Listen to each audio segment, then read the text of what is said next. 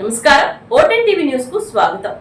ఎన్టీఆర్ జిల్లా police commissionerate incharge police commissioner Shri Sarvashreshtha Tripathi IPS గారి ఆదేశాల మేరకు పోలీస్ కమిషనరేట్ పరిధిలోని అన్ని పోలీసు స్టేషన్ల పోలీసు అధికారులు వారి సిబ్బందితో కలిసి ఆయా పోలీస్ స్టేషన్ పరిధిలోని రౌడీ షీటర్లకు, లా అండ్ ఆర్డర్ మరియు క్రైమ్ సస్పెక్ట్లకు మరియు చెడు నడత కలిగిన వ్యక్తులకు వివిధ సమయాలలో కౌన్సిలింగ్ నిర్వహించడం జరిగింది.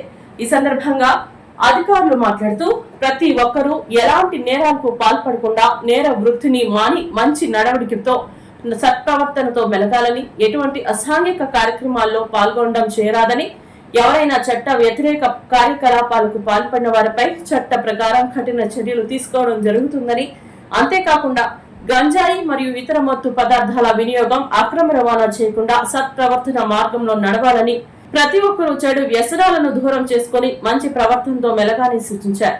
ప్రతి ఒక్కరిపై పోలీసు వారి నిఘా ఏర్పాటు చేయడం జరుగుతుందని, ఎవరైనా ఎక్కడైనా గొడవలు, ఇతర నేరాలలో పాల్గొంటే వారిపై కఠిన చర్యలు తీసుకోవడం జరుగుతుందని హెచ్చరించారు.